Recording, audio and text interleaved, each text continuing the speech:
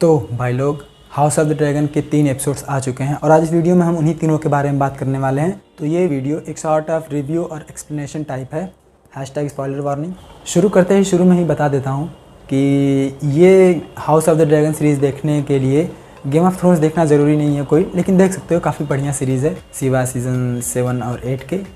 लेकिन अगर आप गेम ऑफ थ्रोन्स देखे बिना ही हाउस ऑफ द ड्रैगन देखते हैं तो एक जो सॉर्ट ऑफ फील होती है वो थोड़ा मिस कर दोगे और कुछ नहीं। तो इस house of the dragon series की टाइमलाइन कुछ ऐसी है कि गेम ऑफ थ्रोन्स के इवेंट्स से लगभग 200 साल पहले की कहानी इसमें दिखाई गई है। तो हाउस ऑफ द ड्रैगन की स्टोरी मेनली घूमती है विसेरियस टारगेरियन, जो कि टारगेरियन डायनेस्टी और 7 किंगडम के 5th रूलर हैं। दूसरा डेमन टारगेरियन, जो कि विसेरियस टारगेरियन का छोटा भाई है। तीसरा रेनेरा टारगेरियन, जो कि विसेरियस की बेटी है। और चौथा एलिसेंट हाईटावर, जिसके बारे में आगे बात करते हैं हम थोड़ा सा। और इन सब के बाद आता है क्रैब फीडर।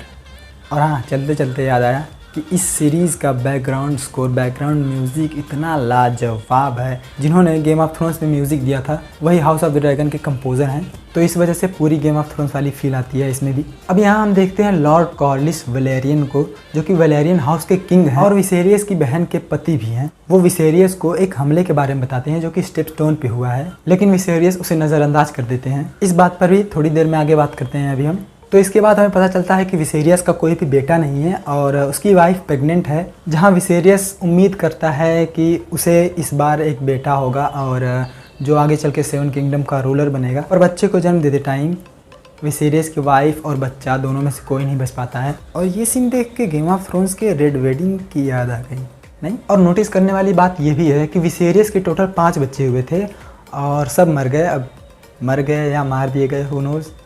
तो जब विसेरियस का बच्चा नहीं बच पाता है तो वो अपनी बेटी रेनेरा को अपने बाद 7 किंगडम का रूलर बनने के लिए चूज़ करता है। इस बात से विसेरियस का छोटा भाई डेमन नाराज़ हो जाता है। विसेरियस के बाद 7 किंगडम का रूलर उसे बनना चाहिए, लेकिन वो अपनी बेटी रेनेरा को रूलर बनने के लिए चूज़ करता है। जिस बात से नाराज़ होकर डेमन किंग्स लैंडिंग को छोड़ के चला जाता है। फिर हम देखते हैं कि विसेरियस के कोर्टियर उसे दूसरी शादी के लिए प्रेशराइज करते हैं, जो कि विसेरियस नहीं चाहता, पर एक किंग होने की जिम्मेदारी के साथ साथ उसे दूसरी शादी भी करनी पड़ेगी। तो लॉर्ड कॉर्लिस वैलेरियन अपनी 12 साल की बच्ची का प्रस्ताव रखते हैं शादी के लिए।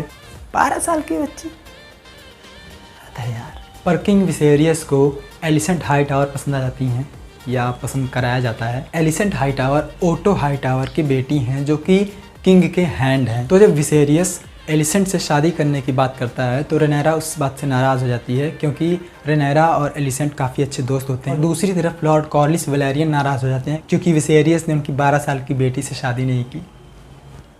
चलो अब इसी के साथ थोड़ा सा क्रैब फीडर के बारे में बात कर लेते हैं। अब देखो, मेर, टिरोश, लिस नाम की 3 किंगडम्स को ट्रियार्की कहा जाता है, जहाँ का रूलर होता है क्रघास ड्रहार, एक क्रैब फीडर। इसके किंगडम्स के पास ही समुद्र के बीच में एक जगह होती है स्टेपस्टोन, जहाँ पर कई सारे आइलैंड होते हैं और उन आइलैंड्स पर पायरेट्स का राज होता है। तो ड्रहार स्टेपस्टोन पर हमला करके उस जगह को जीत के वहाँ से पास होने वाले सभी जहाज़ों को लूटना, कब्जे में करना या सौदे करना ये चाहता है। ये वही हमला है जिसके बारे में लॉर्ड कॉर्लिस वैलेरियन ने एपिसोड 1 के स्टार्टिंग में बताया था विसेरियस को। बात करते हैं थोड़ा सा ड्रहार की। तो ये थोड़ा पागल सन की टाइप लौंडा है। ये जब उन पायरेट्स पर हमला करता है तो उन्हें कैदी बना के समुद्र के किनारे बांध के छोड़ देता है और इंतजार करता है बड़ी लहरों का। बड़ी लहरों के साथ ढेर सारे क्रैब्स आते हैं और फिर ड्रहार ने जिनको कैदी बनाया होता है उन्हें क्रैब्स के हवाले कर देता है, जिन्हें क्रैब्स धीरे धीरे खाते हैं। जो सीन काफ़ी डिस्टर्बिंग है पर मज़ा आया। फिर हमें पता चलता है कि लॉर्ड कॉर्लिस के एक जहाज़ को ड्रहार ने अपने कब्जे में ले लिया है, जो कि स्टेपस्टोन के रास्ते से जा रहा था। जिस बात से लॉर्ड कॉर्लिस काफ़ी गुस्सा हो जाते हैं और वो डेमन के पास जाते हैं मदद के लिए। जिसके बाद डेमन अपने कुछ सैनिकों और लॉर्ड कॉर्लिस की सेना के साथ स्टेपस्टोन जाता है ड्रहार पे हमला करने के लिए। तीसरे एपिसोड के शुरू में हमें एक टाइम जंप देखने के लिए मिलता है, जहाँ हम देखते हैं कि ड्रहार अपना काम पूरी शिद्दत से कर रहा है स्टेपस्टोन में, वही क्रैब्स का पेट भरना। तभी हम देखते हैं डेमन अपने ड्रैगन के साथ आता है और कांड करना शुरू कर देता है। बिल्कुल देख के मज़ा आ गया वो। लेकिन उस पर ड्रहार के आदमी पहाड़ से हमला करने लगते हैं, तो उसे जान बचाकर अपने ड्रैगन को लेकर भागना पड़ता है। फिर उधर किंग्स लैंडिंग में हम देखते हैं कि विसेरियस का एक बेटा हो चुका है जिसका नाम एगान है और एलिसेंट प्रेग्नेंट है और विसेरियस रेनेरा की शादी कराना चाहते हैं, लेकिन रेनेरा करना नहीं चाहती। जिस बात से रेनेरा नाराज़ हो जाती है कि जब विसेरियस और एलिसेंट का एक बेटा हो चुका है तो अब उसका आयरन थ्रोन पे बैठना और 7 किंगडम को रूल करना भी थोड़ा मुश्किल हो चुका है।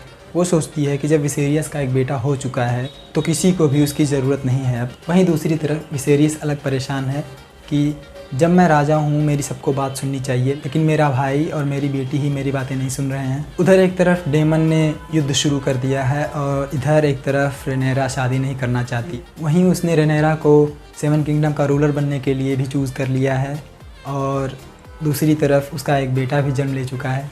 तीसरे एपिसोड में एक अलग टाइप की टेंशन महसूस होती है जिसे आप देख के महसूस कर सकते हैं कि कौन कितना परेशान है। फिर हम दोबारा से स्टेपस्टोन को देखते हैं जहाँ डेमन अपने ड्रैगन के साथ आता है युद्ध करके और उसे एक संदेश मिलता है विसेरियस की तरफ से, जिसमें लिखा रहता है कि वो अपने 10 जहाज और 2000 आदमी को स्टेपस्टोन भेज रहा है उसकी मदद के लिए। यहाँ हमें समझ आता है कि विसेरियस युद्ध जीतना भी चाहता है लेकिन वो मदद भी नहीं करना चाहता। जहाँ पर डेमन गुस्सा होकर अकेले ही ड्रेहार को मारने निकल पड़ता है बिना अपने ड्रैगन के। और भाई असली मज़ा शुरू होता है यहाँ से, मतलब जो चाहिए था वो देखने को मिल गया। आत्मा बिल्कुल तृप्त हो गई। डेमन को हम अपने फुल पोटेंशियल में देखते हैं जहाँ वो गुस्से में सबको मार काट रहा है। अब देखो ये सीन देख के ऐसा लगता है कि डेमन सच में बातचीत करने जा रहा है, लेकिन कहीं ना कहीं हम सब ये बात जानते थे कि डेमन बातचीत करने तो नहीं जा रहा है। मतलब जाता है, झंडा फहराता है और जैसे ही ड्रेहार के आदमी पास आते हैं बिल्कुल तलवार निकाल के चढ़ जाता है। इस फाइट को देख के गेम ऑफ थ्रोन्स के बैटल ऑफ बास्टर्ड्स की याद आ, जहाँ जॉन स्नो अकेला खड़ा रहता है पूरी सेना के सामने और पीछे से उसकी सेना बाद में आती है। सेम उसी तरह से डेमन भी यहाँ अकेले खड़ा रहता है